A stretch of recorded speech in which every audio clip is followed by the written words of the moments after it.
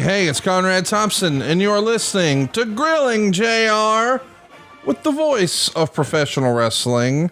Happy Thanksgiving, everybody. How are you, JR? What's going on, man? Good, man. Good. Getting ready for Thanksgiving tomorrow. Little improv. It's always an improv when you're a single guy. So I'm looking forward to this week and some good food, some football, and just pretty much normal guy stuff. It's going to be a fun week for football and, of course, for wrestling. Of course, as folks are listening to this, AEW Dynamite was last night in Chicago. Got a big show coming up this weekend, Collision in Pittsburgh. Tickets are on sale now, AEWTIX.com. I guess we should just start right off at the top, man. What an incredible pay-per-view it was this past weekend, Full Gear. Not one without a little bit of controversy. It was a polarizing match. It was maybe the ultimate death match in the history of American pay-per-view. Hangman and Swerve. What'd you think, Jim? It was a lot of drama, a lot of physicality. They raised the bar, as I tweeted out, as the match is going on those type matches, those hardcore type matches. It reminded me a lot of an old ECW show or matches, and the moveset, the violence, I guess. It was a hell of a performance for those guys, and I'm proud of both their efforts. Whether you like the hardcore style or you don't like the hardcore style, the one thing you cannot do is to criticize the efforts and the work rate of the talents. That was covered. So, but there are a lot of really good matches on that pay-per-view. I watched it on my iPad here in Jacksonville and thought it was just a smashing hit for what I saw. I knew what it was going to be like, and it was exactly like I thought it was going to be. I don't want to sound like, oh, I know everything. Right. I just thought that the whole crew delivered, and it was hard because, the management of the blood, unique. So it was a challenge to the talents to follow what they're following. So, but nonetheless, I thought they pulled it off very well. They should be proud of their efforts. And so nonetheless, it was a fun show to watch. And I think that, as usual, for whatever reason, AEW always seems to deliver in crunch time with these pay-per-view shows. It's uncanny how the guys rise to the occasion and they pull this thing off, and they certainly pulled it off in California. Well, one of the other big announcements that Tony Khan had been teasing, we got a question about from 2 Count Kyle, as we're doing a very special Thanksgiving Day edition of Ask JR Anything. And our pal 2 Count Kyle, who can always count on to bring some good questions, says, Jim, who do you think will be Will Ospreay's first opponent in AEW? And who are you most looking forward to seeing him go up against? Well, everybody wants to see somebody wrestle Bryan Danielson, and I think that would be at the top of my list. But the roster is getting thicker with talented workers, and getting more populated with excellent workers. So it's hard to say. It could be a Bryan Danielson. It could be some Kenny Omega. It could be not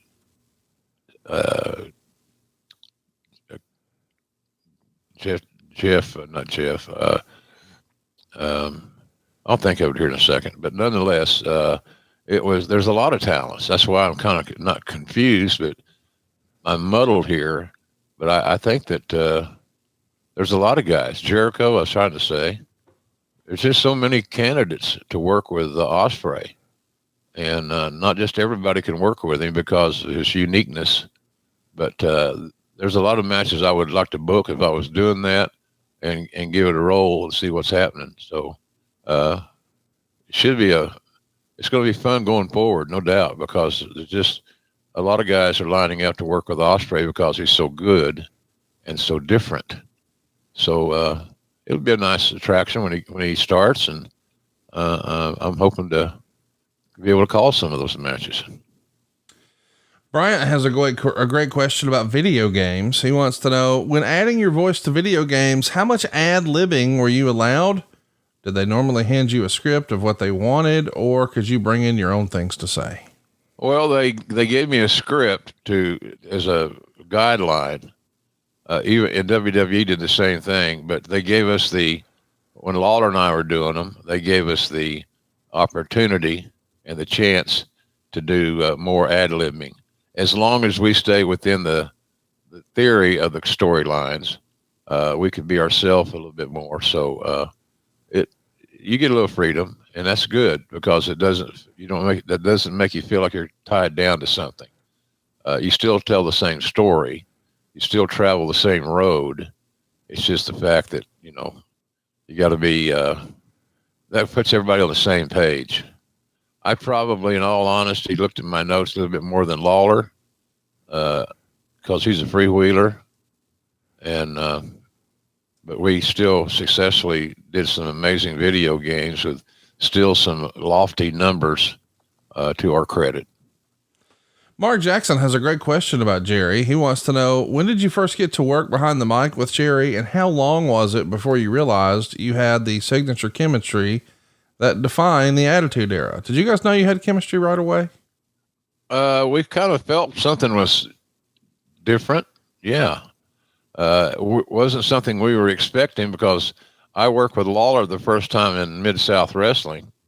He came in with Jerry Jarrett to talk to Cowboy about a talent trade, which was consummated, and some famous names were brought in and some famous names left. But it was an opportunity for these two promoters to cooperate, which is unusual in the wrestling business. So, but I think right away we had a feel that this could be really good. And sure enough, it was. David Garcia has a question about commentary, specifically about Gino. He says, JR was the voice of my adolescence, Gorilla Monsoon, the voice of my childhood. JR spoken fondly of Gino. I don't think he gets his just due as an announcer. What's his take on Monsoon's play-by-play with Jesse Ventura and Bobby the Brain Heenan? They were excellent. They were really excellent. Monsoon could work with anybody. As long as you remembered and understood that he's in the lead, just follow. When I first started doing commentary in WWE, Monsoon and I did a lot of Wrestling Challenge, one of the syndicated shows. We did a lot of work there, hours of work to kind of perfect our game. But it also, much like Lawler, came around quickly, because Gorilla was so fundamentally sound. He had great product knowledge. He had no issues making his partner look good or participate in the commentary. So it was a fun experience. And I've been in the business 19 years when I got to WWE in 93, excuse me. It was an adventure, because I've been used to working with some of the same guys more often than not. And this gave me a chance to spread my wings a little bit and learn from the greats. Watching Heenan work with Monsoon was a great education for me. Their timing, their comedic input, all those things. So they were really, that was really important to me. And I got two great friends out of it. They're both no longer with us. I hate to say, but it's true. But I had a great time working with those guys. They were so unselfish. They were very professional. They took me under their wing and kept giving me knowledge, and I kept accepting it and learning it. So it was a fun experience, to say the least. I couldn't be where I am today if I hadn't had the opportunity to work with Monsoon and Heenan at various points in my WWE run. We had a great question, about WrestleMania, because I know that was your first shot with WWE, was calling WrestleMania with Gorilla. And Sean Brown wants to know, with WWE being a truly global product, do you think WrestleMania could bring in more money as a broadcast as opposed to a premium live event stream they do with Peacock? The advertising they could sell during commercial breaks would be right up there with the Super Bowl. That's something I've never really thought about, but that's an interesting idea. The idea that, it could become a broadcast ratings juggernaut. I don't think it would rival the Super Bowl, but boy, it would get quite an audience. Like, as you and I are recording this past Monday night, we had a rematch from the Super Bowl, the Eagles versus the Chiefs. 28.9 million people watched that Monday Night Football affair. Yeah. It would be interesting to see what kind of rating a WrestleMania would get. Do you think that's possible with the way the landscape has continued to change? I guess it's possible, Connie, if there's enough, if this decision was made to go that direction and rebuild their model. But WWE has given a lot of thought, forethought to this concept, and it seems to be working for them. Their numbers are good. The bottom line numbers are excellent.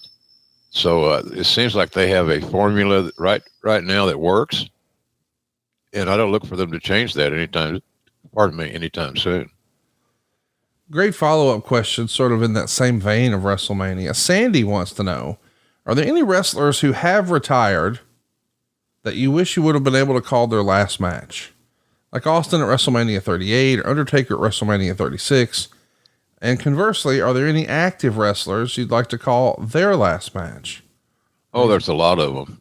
There's a lot of them that I would like to have the honor of calling their last match. I don't sleep on it too much. I don't worry about it because it's out of my control. But sure, I would have liked to have called some of the matches of the guys that were getting ready to hang it up. It's good. The tribute to them is something that announcers always, I think, look forward to. It's a compliment. It's an honor.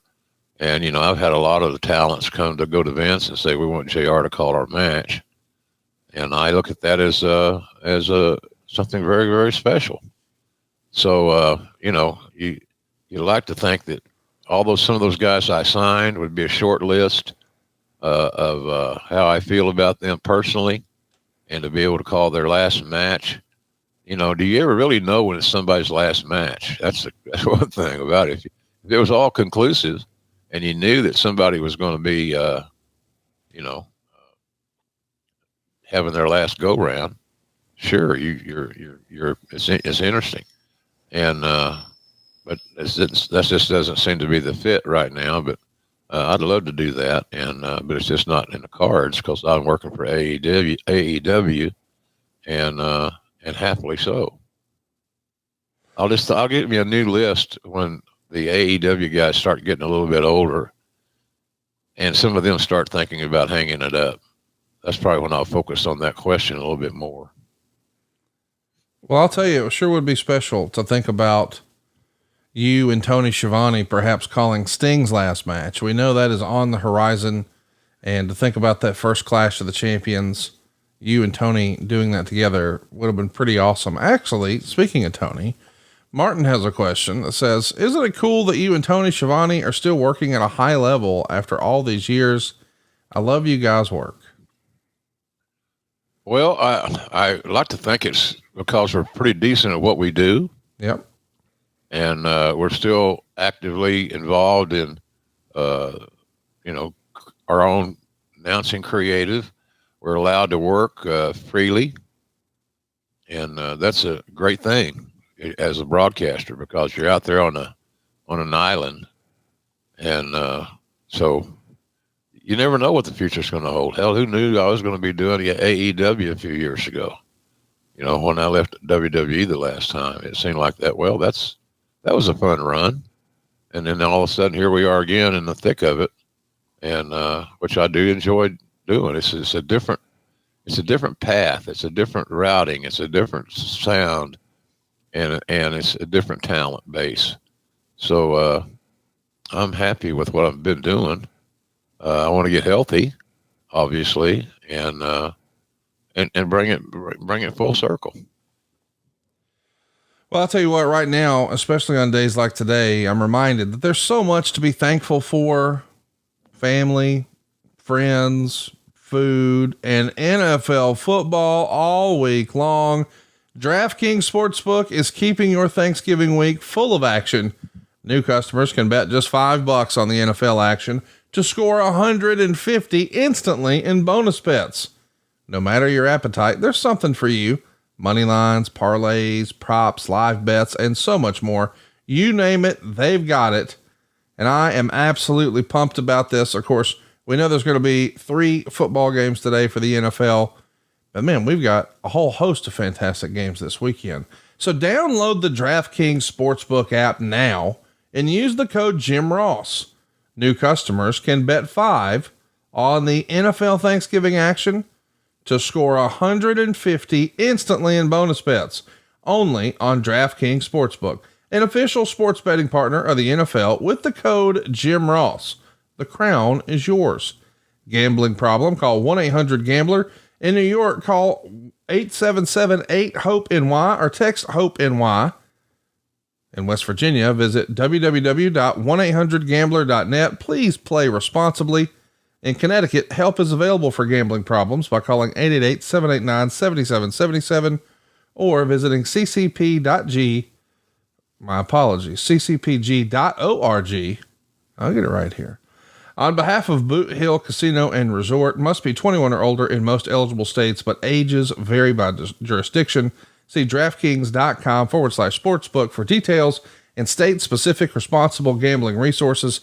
Eligibility and deposit restrictions apply. Bonus bets expire 168 hours after issuance. Terms at sportsbook.draftkings.com/football terms. Great question here from Nick. What was your favorite match you ever announced? Now, I think that might be too broad, Jim. So let's break it down. What was your favorite Mid-South match? Does one stick out above all the others? Well, there are several, actually, when Dr. Death got the title, there was a series of matches involving him and Big Boss Man and Terry Gordy and One Man Gang that I enjoyed because they were violent, they were physical, and they were just fun as hell to call. Big men beating the hell out of each other and telling a good story is what you found in that equation. I think WCW, I don't know, there's a lot of really good stuff that's kind of been forgotten. But some of that stuff with, we had a program there with Flair and DiBiase that was stellar. But, there's a lot of real good ones. And, sometimes I have to go back and review the ones that were made the all-star list because there were plenty of them. And those are what creates the great memories and helps to contribute to somebody's legacy. What about a WCW match? Do you have a favorite WCW match you called? Yeah. Flair and Steamboat. There were 3 of them. And they were awesome. All 3 were awesome. They told a different story in each match. They meaning Rick and Ricky. And I will always remember those matches as 3 of the very best, not only that I ever called, but I ever saw. So those stand out for sure.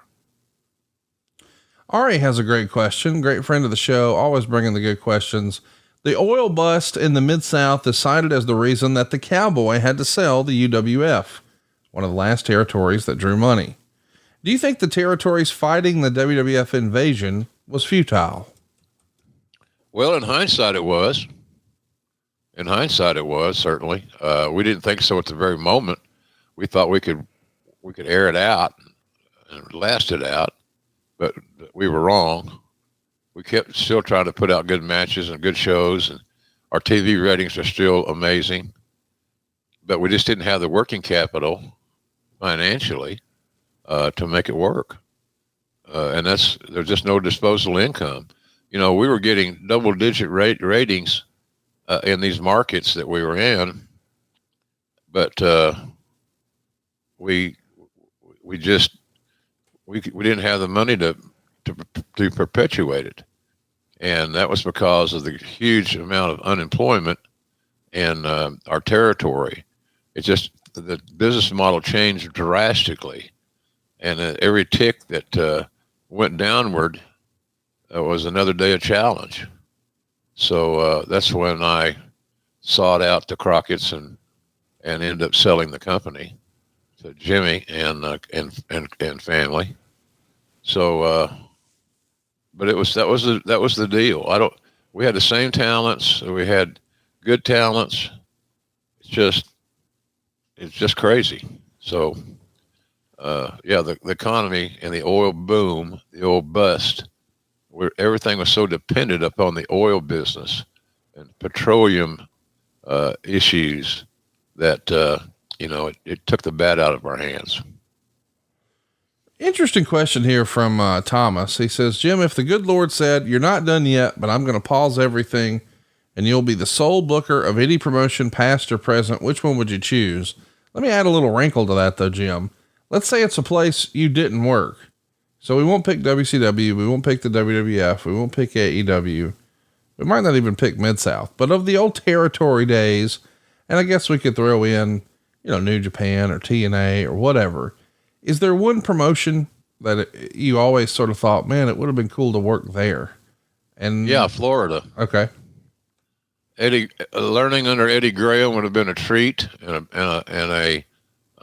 just a gift. The weather, the driving territory, more often than not, you're in a car, not an airplane. So yeah, I think Florida would have been a nice opportunity to try to get better at your pro wrestling skill sets. Joshua Culver wants to know, does JR have a collection of his action figures? You've had more than one action figure over the years, Jim. Do you have all your action figures? I don't think so, Conrad. I don't, and I'm embarrassed to say that, but I don't think I do. The ones I have, the newest one from AEW is a really cool piece, and we got them signed and available for shipping at jrsbarbecue.com. So, but I don't have all that stuff. In my younger days, I tried to collect about everything. As I got older, I collected less. I think that's just the human nature of the situation. But I wish in hindsight, I had collected everything that came out on JR. It just, life and business and work and things like that changed things. And my memorabilia collection changed over time as well. I'd like to get back into that mode. And, sometimes when I make these appearances, which I'm getting ready, as soon as I'm healthy, which will be sooner than later, I'll be able to get back in the hunt, making some appearances. So when I go to these appearances, sometimes I see items I don't have, so I buy them. And, it just, but you kind of get out of that mode. You're hurrying and making a flight and all these things. So I kind of got out of that mode, but I'm getting back into that mode now because the merchandise is just so much cleaner and cooler. So I wish I had done that earlier, quite frankly. I know we normally have a conversation about all this at the end of the program, but I think we should just remind everybody right now, man, you've got the ultimate stocking stuffer selection right now over at jrsbbq.com. Something for everybody. Whether you're looking for that main event mustard or that Chipotle ketchup, 2 different types of barbecue sauce.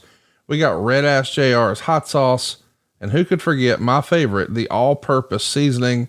But as you mentioned, action figures, trading cards. Oh my, it's all at jrsbbq.com. Tell us about it, Jim. Well, we got a lot of items. We got food items, obviously, as you can see on the screen if you're watching. Cutting boards, action figures, signed tops, cards, all kinds of stuff, plus our traditional roster of sauces and hot sauce and things of that nature. So we've expanded our inventory more than quite frankly, when we started this, I didn't think we'd have this many products. So we got a great selection for just about anybody in the family.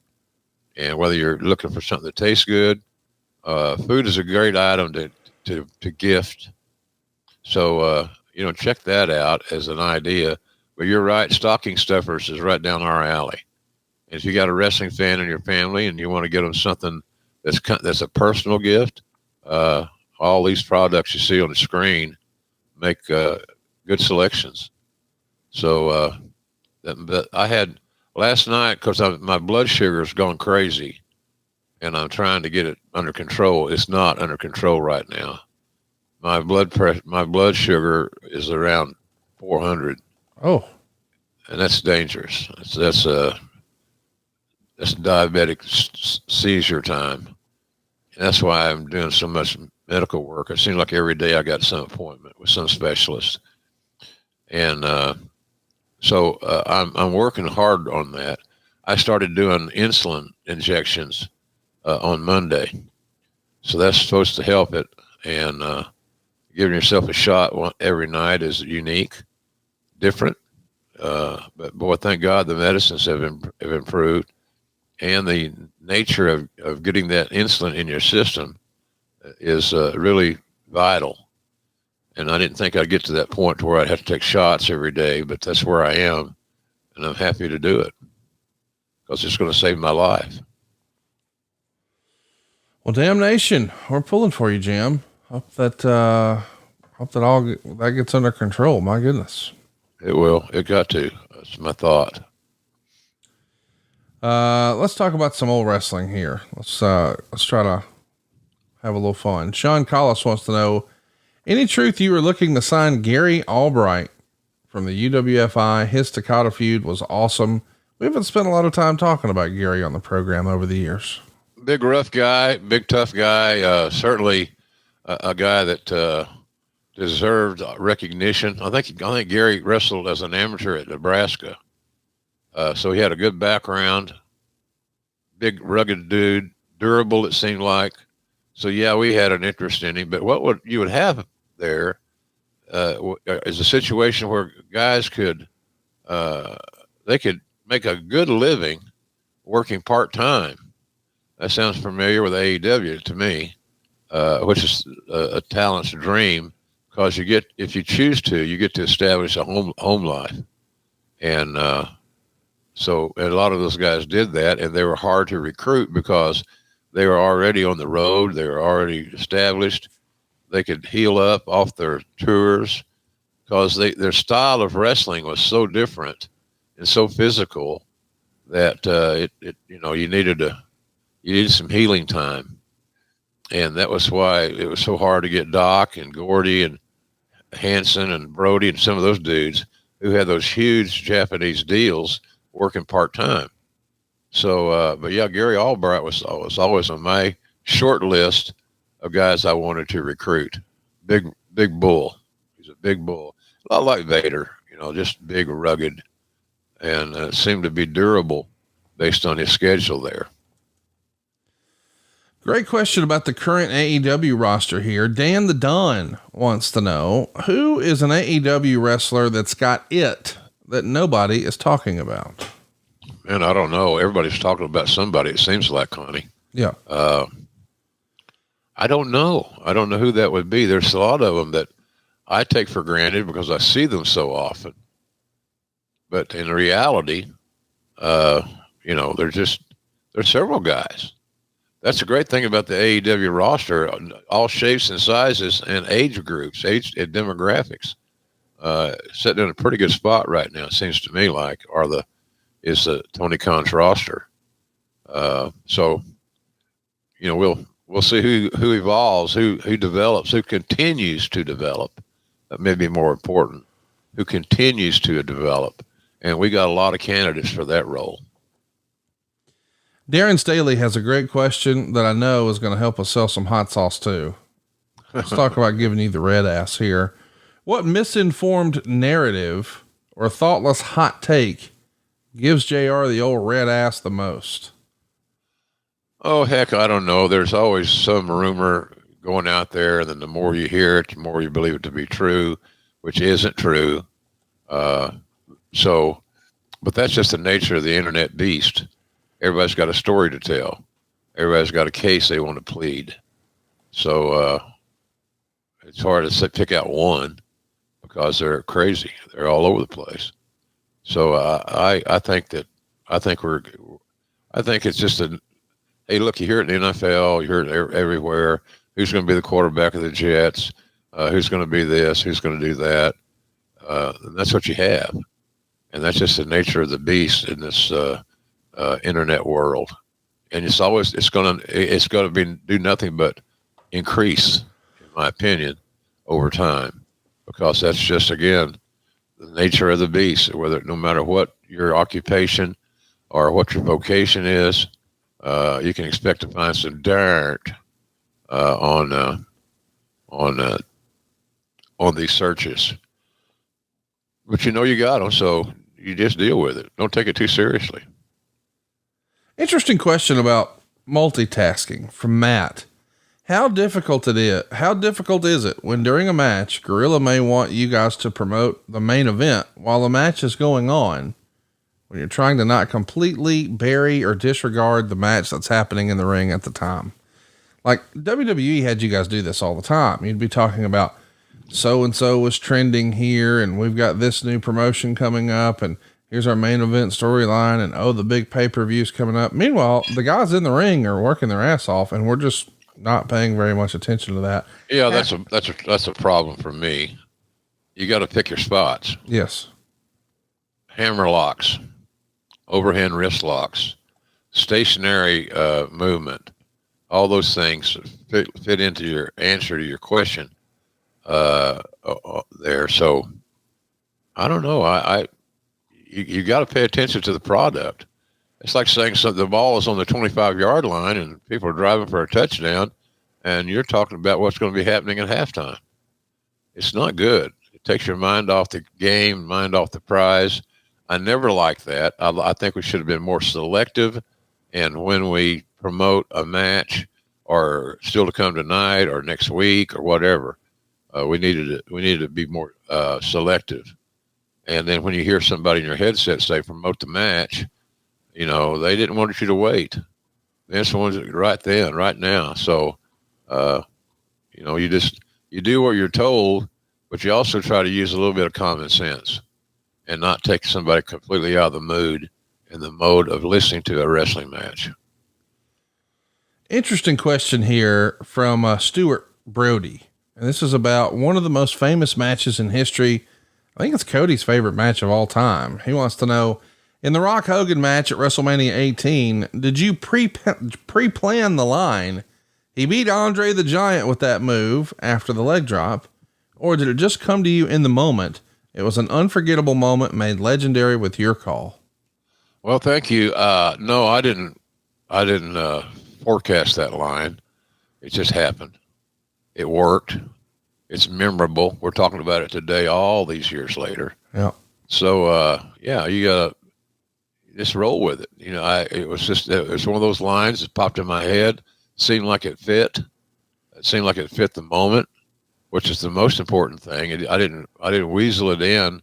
But I did the line because I felt like it worked and it was relatable. So, because we didn't have a lot of material prepared. I don't think Laura ever had a lot of material prepared. But you just got to go with the flow and find something that you can tie together. Find something that's germane to the topic. And, that's what we were looking for. That's what I was looking for. And we found a line here and there that seemed like it worked in that match. That match is going to be talked about and remembered for years. And I'm glad I got a chance to be a part of it. Well, if you're looking to take part in a match that people will remember for years, can we recommend Blue Chew? It's going to get you 5-star reviews in the bedroom. JR and I are both big believers in this. We think you will be too. And we want you to try it because Blue Chew is a unique online service that delivers you the same active ingredients as Viagra, Cialis, and Levitra, but in chewable form and at a fraction of the cost. Take them anytime, day or night, so you can plan ahead or be ready whenever an opportunity arises. And the process really is so simple. You sign up at bluechew.com, you consult with one of their licensed medical providers, and once you're approved, well, you'll receive your prescription within days. And here's the best part. It's all done online. So no visits to the doctor's office, no awkward conversations, and no waiting in line at the pharmacy. Blue Chew's tablets are made in the USA, prepared and shipped directly to your door, all in a discreet package. But there won't be anything discreet about your package. Blue Chew wants to help you have better sex. So discover your options at bluechew.com. Let's chew it and do it, y'all. And we've got a special deal for our listeners. Try Blue Chew free when you use our promo code JR at checkout. Just pay $5 shipping. That's bluechew.com. The promo code is JR and you'll receive your first month free. Visit bluechew.com for more details and important safety information And we want to thank Blue Chew for sponsoring today's podcast. They do a good job. They're worldwide, great product, tremendous. And I'm glad that they're with us, and they've been with us for a long time. And I can tell you from personal experience, Conrad, I think would concur, it works. Oh, yeah. When it's time to get in the game, they're ready for you. And I love that. I love a product that works without excuses, and just tremendous product. And somebody was very smart to market that. And if you haven't tried it, try it. Because right now, the first month is free. You pay $5 shipping. You can't beat that price. No. But the main thing is that it works. And you will see virtually immediate results. And with a little bit of help from your partner, you're in business. It's going to be a good day. Check it out. BlueChew.com. Use that promo code JR. Get your first month free. Interesting question from Chance Richardson, who happens to be in digital marketing. So he's always a forward thinking fellow. He says, good old JR, where do you see the wrestling business 10 years from now? Do you see augmented or virtual reality playing a role? Now, this sounds like a sci-fi question, Jim, but to be clear, Apple has already announced some sort of Google's glasses contraption. And a lot of people are thinking, hey man, that's what Oculus Rift tried to be like a decade ago. And because it's an Apple product, it might be widely adopted and have some studio heads and things like that start creating content for it. Do you think there is that in our future where we're all wearing these headsets and feel like we're in the arena? Well, it could be, because, there's things happening right now digitally that I didn't foresee in my lifetime, but it's there. So I hate to predict what's not going to happen, because we see now that digitally there's no limits.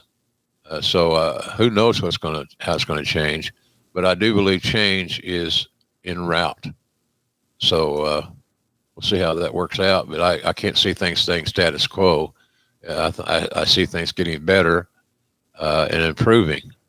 So, we'll see where it all ends up. It's going to end up someplace different than it is today. Let's talk about what if. Dylan Leahy has an interesting question. Would Jim have ever thought about broadcasting baseball had wrestling not worked out? Or was it always going to be wrestling or football? Well, football was my first love, and I did a little football along the way. But yeah, baseball would have been fun. Shivani's a great baseball announcer. He loves the game, and takes it very seriously. He's a data guy, stat guy. But I go back sometimes and listen to some old baseball games, and the stories they tell are just tremendous. And Shivani would fit in that role real well. I could do baseball, but it would take a good producer and a research person, and let's see where it lands. So yeah, I think a broadcaster just likes broadcasting. And if you got a special love, like I do football, and Shivani does baseball, then there you are. So, hey, who's to say I'm not going to do baseball somewhere? Who's to say that somebody's going to say, hey, we got a streaming scenario, and we know you umpired baseball for 20 years. You're a fan of the game, et cetera, and that's where we're going to leave that deal. So, I don't know. It's hard to say. I stopped eliminating everything that I thought at one time I would be doing, and because I just don't know how to predict the future. Who knows? Another great sports question here from Brent Barnett. He's got a question about Skip Bayless. Has JR ever had any interactions with Skip Bayless? I think both are from Oklahoma and both are a part of Sooner Faithful. Also, has JR ever had a chance to call an OU football game? I haven't had a chance to call an OU football game, except in my mind. I've called a lot of them. I have since I was a kid, because I grew up as a kid of the radio era. So the theater of the mind, radio, audio, however you want to term it, was always in play for me. Skip Bayless, I've met Skip a time or two. he was very nice to me because of our Oklahoma heritage, and was very respectful. I know that he's very controversial on his TV show, but I think that's part of the character that he plays. But he's smart. He's a smart guy, and he's got great contacts and instincts. So I'm a Skip Bayless fan in that regard. There's a lot of real good morning people. The thing about Skip is that he's probably, of all the guys that are on TV in that time frame, he's probably one of the guys that allows his partners to talk, and they don't talk over each other incessantly. Yeah. So Skip, he's in his 70s, still making big money, and he's got a great audience. So, but who knows? I'd like to be on his show sometime. Adam wants to know, during your time working in Louisiana, did you order many drive-through daiquiris? If so, did you have a favorite daiquiri flavor? Also, are you a fan of crawfish? These are, I like crawfish better than I like daiquiris, Conrad, to be honest with you. They're a little sweet for me. But yeah, I've gotten everything through a drive-through. Alligator tails, all kinds of food. If you're in Louisiana and you can't find food, you're in trouble. There's part of the country, though, part of the world maybe, that can't believe that there are essentially drive-through liquor stores, but they exist in Florida and Louisiana and parts of the South.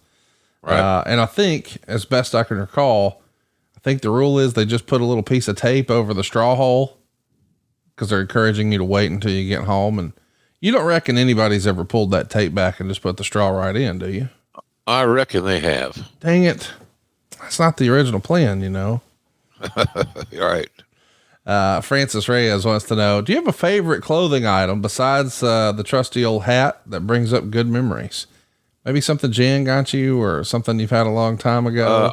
I wear black jeans a lot. So my wardrobe is pretty basic. Black pants, a regular shirt. The hat's the calling card. And for a while there, I was wearing Nike Jordans, red and black Jordans. I keep thinking sometimes, where the hell are those shoes? They might be worth something nowadays. And they're very comfortable. So that was kind of a part of a black and red ensemble that I wore. And so the shoes are very important to that equation. So, but the hat's still the topper. No pun intended. Frank wants to know, what did you think of the Roddy Piper Goldust match at WrestleMania 12? Of course, this was an interesting match where I think part of it was pre-taped. And then they did the cutaway with the silly OJ chase. And then the match wound up inside the arena. We would see Roddy strip down Goldust and see that he had some ladies negligee underneath from Fredericks of Hollywood. It was quite a spectacle, but it might not have been your cup of tea. I know you love the hard hitting brawl and the action, but the idea that it was a stop and start and the silly OJ stuff in the middle. What did you think of that? Well, I have mixed reviews. When they finally came into the arena, it kind of gave me a life preserver. And it certainly gave a relief to the fans because the fans were excited. They're getting to see some action in front of them instead of on a big screen. But I thought it was a good presentation. Dustin worked his ass off. So did Roddy. It was a different kind of match for both of them. They both rose to the occasion and delivered.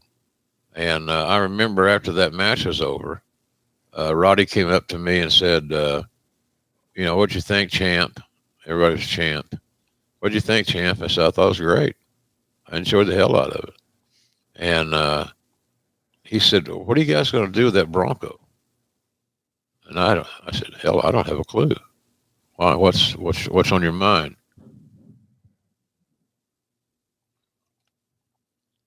And I said, what are you thinking about? And he said, well, if the old man's not going to use it, I'd like to have it.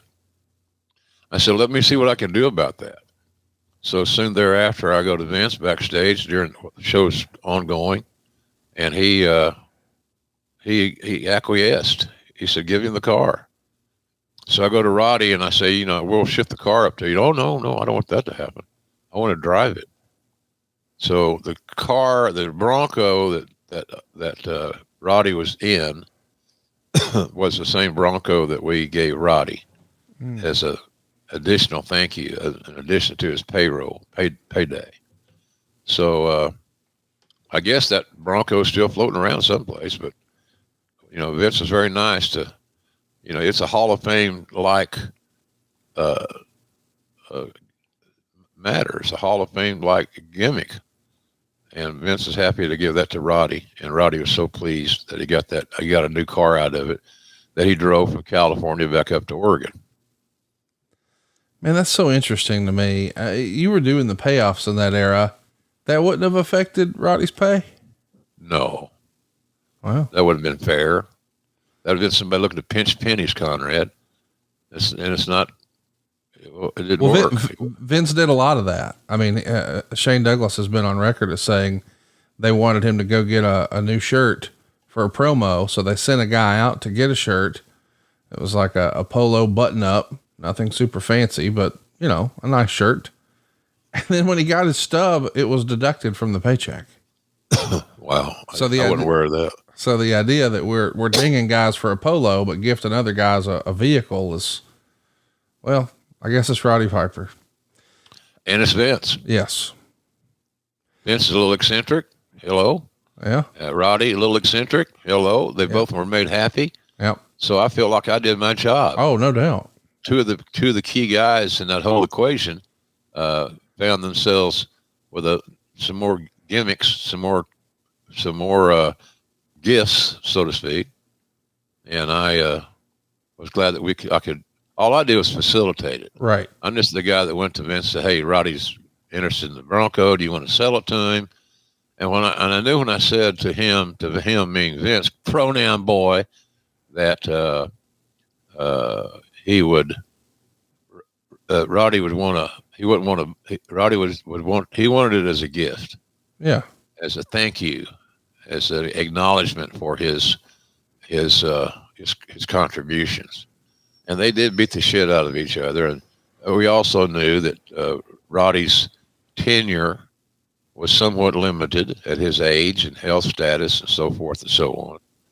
So it was one of the nicer things we got to do for somebody. And I'm glad that we did. I'll always remember that conversation with Roddy, the conversation with Vince, and then awarding Roddy the car, the Bronco, that he was childlike. He thought it was just the coolest thing in the world. So if he was happy and Vince was happy, hell, I'm happier than hell. Do you remember there being another time in history? Because there's been so many fun, quote unquote, vehicles over the years on WWE programming. Do you remember a time where you guys gave someone else a vehicle? Maybe Stone Cold got a monster truck or whatever the hell. I'm sure there were those opportunities, Conrad, but I don't recall one specifically. But I know if I had to go back with a gun to my head, there would be other things. Austin seemed like he got something somewhere down the road. It might have been a pickup. Mm-hmm. But Vince is just good about that kind of stuff. Vince's theory was, well, we've used this vehicle and we're not going to use it anymore. It's just done. The gimmick's over. We're moving on with more creative. And we had that scenario. So I just don't remember specifics. But Vince is very willing to, very generous. I'm sure a lot of the talents would tell you the same thing. He was very generous with his ability to gift and make talent happy in a special way. Let's talk about royalties here for a minute. FF Handbook has such a great question about merch. He says, let's say an individual talent gets $1 royalty for a shirt. Would a 4-person stable each get $1 or each get 25 cents? Is it split evenly based off of star power? Like, would an X-Pac royalty be the same as a Triple H royalty for DX stuff? What about short-term or former members? That's an interesting question because we've talked to Eric Bischoff before, And as he understood it, when the NWO went back to the WWF, they continued to pay royalties for the NWO to Hulk Hogan, Scott Hall, and Kevin Nash. Of course, Eric Bischoff didn't participate in that. He was not a part of that, but how does that break down? Were you ever involved in that? Can you shed any light on the math and the way you guys arrived at those numbers? I think that the way that I would describe that is that if you have a basic number for royalties, in other words, the percentage that you get from the merchandise sales still existed. If you had four guys getting paid off one garment or one item, like a collection of action figures, then you split it. So everybody got a little piece of the pie. And certainly the pie was the larger piece of the pie, based on units sold. It sounds complicated, but it really isn't. So you got four guys in the NWO, let's say, and their royalties are coming due. So what do? Well, this item is sold X number. You get a certain percentage based on the house rules.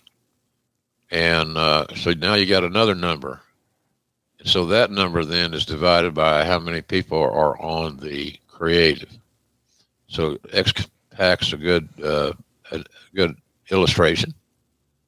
He had, he was a support player, but he was on the team picture, shall we say.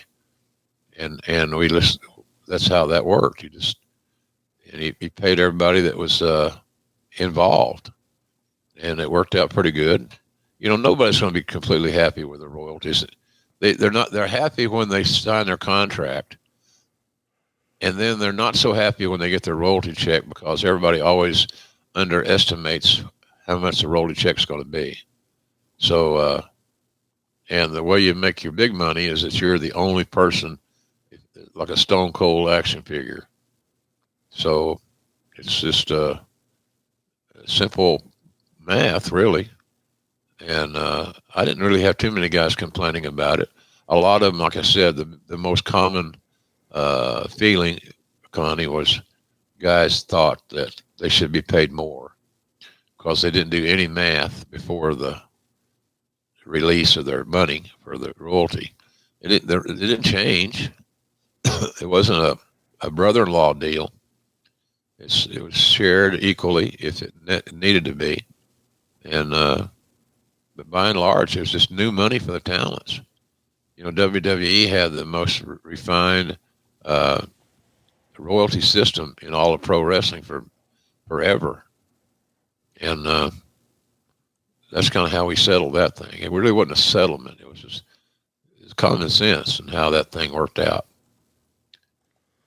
Well, I think it's common sense to start every day with one delicious scoop of AG1. Jim and I are both big believers in this. We think you will be too. And we want you to try it. If you're a long-time listener, you might know that I've actually been using this for about 4 years now. And I actually started drinking AG1 daily at the start of the pandemic, but my wife was on this train long before. And that's because AG1 is a foundational nutritional supplement that supports your body's universal need, like gut optimization, stress management, and immune support. As a matter of fact, since 2010, AG1 has led the future of foundational nutrition, continuously refining their formula to create a smarter, better way to elevate your baseline health. Not only did I replace my multivitamin with AG1, but I also love that every scoop has prebiotics, probiotics, and digestive enzymes.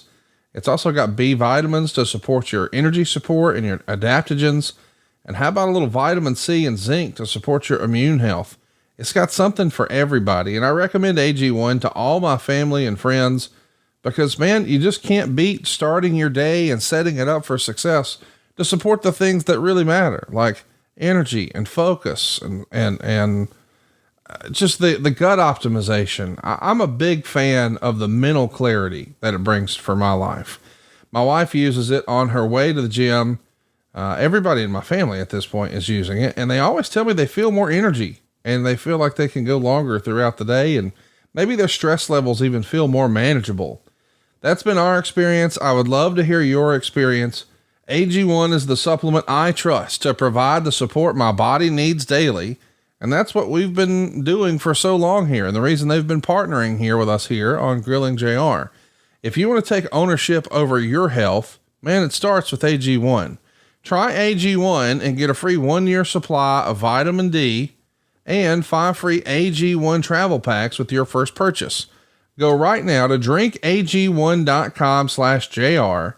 That's drinkag1.com/JR. Check it out. I think you'll be glad you did. And I want to let you know that even though Thanksgiving is right upon us, we will be back next week talking about all things Christian. What an incredible run Christian has been on this year in AEW. He's been doing it all with Nick Wayne, and I can't wait to see what's next for Christian. But we're going to take a look in the rearview mirror, talk about his time teaming with Edge, his first singles run, and of course we're going to touch on his time in AEW as well. By the way, if your business targets men 25 to 54 years old, no better place to advertise than right here with us. We've had some of the same sponsors for years, and that's because it really works. If you're looking for those dudes, man, we got them. Check it out at advertisewithjr.com. Jim, let's do a couple more and then we'll wrap this one up. Ray wants to know, how did you feel putting over things like Mr. Sacco? Is that a little too cartoony for you, or did you dig it? I dug the fact that I had a job. Okay. I dug the fact that I was there to enhance talent, which is every announcer's goal. Enhance the talent, the storylines, get people tuned in. And so I didn't really have a big issue. I might not have liked it before the show. I may have said, well, I don't know about that. But you got to let it play out, because there have been times when I could say, well, this is not going to work. And it did. So, Dude Love's a good example. He had things working in his favor for for over a year, just changing characters up. And in the beginning, I didn't know that was even going to work. I had no idea what a Dude Love is. I knew who it was, right, but I didn't know how he was going to perform. So it was, you just do your job. It's like, I equate a lot of things to football. I apologize for that if it offends anybody, but the bottom line is that, you got a job to do. And, if getting Dude Love over is going to help the Mick Foley family, for example, then let's do it. Let's do it and not be so selfish and, where it's not all about the announcer. It's all about the talent. So that's kind of how I saw it. It might not be my cup of tea, but you're not going to know it from the commentary. Zack Neil has a great question, and I think I might know the answer, but I'm curious to hear if maybe there's a different one. I find it surprising that never once in the history of WrestleMania has a world title match been a ladder match. In your time, was that idea ever discussed? Was it something that was deliberately avoided? And if so, why? I don't think it was ever avoided. We had ladder matches at WrestleMania. The TLC matches are certainly would be considered without question. But I don't think there was any boycott of a ladder match at WrestleMania. It all depended on who was hot, who the talents were. In other words, the night that we did the TLC match, the 3-way, who else could have done that better than the guys that were in the ring? Nobody. Hardys, Dudleys, and Edge and Christian. And who do you put in those spots that is going to outperform those dudes? I don't know of anybody. So it was an interesting. That's an interesting question, and I'm sure somewhere down the road, maybe this year, who knows, you'll have a scenario where the ladder match fits the talent to fit the moment at WrestleMania. Michael has a great question about something we're all going to be talking about a month from today. Is JR going to check out the film The Iron Claw? And does JR have any stories about his interactions with the Von Erich family? I had a lot of interactions with the Von Erich family. I didn't necessarily get along great with Fritz, because Fritz is a lot like Cowboy, his way or the highway, and they were partners. So I kind of let Bill handle all that stuff with Fritz. I think my age the fact that I wasn't a wrestler adversely affected my relationship with Fritz. So, but I don't hold that against him. A lot of guys did that to me, and I just kept moving on in the direction I was in.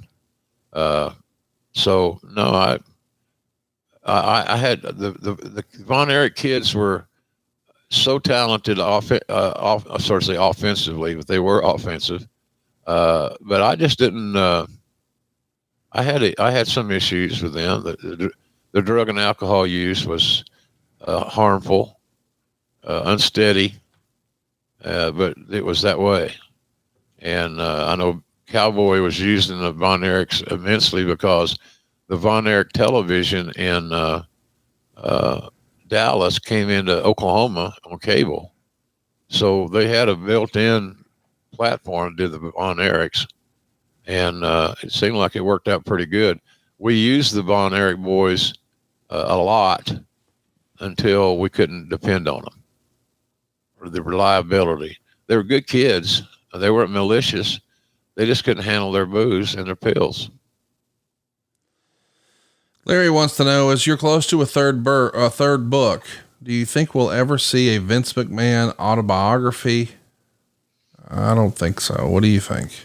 Well, it's hard to say. I agree that it certainly would be interesting to read and to see how he perceived, how he evaluated his place in history. I'd certainly buy it, read it, probably more than once. But I got to believe that someplace down the line, you can almost guarantee there will be a Vince McMahon autobiography. Whether he writes it himself or he has a big hand in it, then that remains to be seen. It's too good a topic for some ambitious author not to take advantage of. So when, I don't know, but if, absolutely it'll happen. Well, Jim, as folks are listening to this today, it's Thanksgiving. We're winding down the show. I wanted to give you a minute here to just say what you are thankful for. It's something that my family goes around the table and does every Thanksgiving. And although you've been invited 5 years in a row to the Thompson family Thanksgiving, this will be 0-5 for my invites. Go ahead and tell everybody what you're thankful for today on Thanksgiving, Jim. I'm thankful that you remembered to embarrass me once again on this invite. I would love to spend some Thanksgiving time with your family. I met your family. They're great people, good old salt of the earth folks. And, this year, Conrad, ironically, if my health was better today, I'd certainly want to do everything I could to be at your place. It's just travel is just, and getting on an airplane. I sent out a tweet the other day that I'm taking going forward, I'm going to be taking some appearances. I got a new guy, and it's on Twitter, the address and all that stuff. So I'm in a good spot. I just got to get healthy so I can make those flights and come to their towns and their events. I love doing them. I really do. So sooner than later, as soon as I get clearance to fly and all that good stuff, we'll be right back where we were. I guarantee it, because I'm not going to have it any other way. It's my choice to get healthy. It's my decision to get healthy, and that's my goal.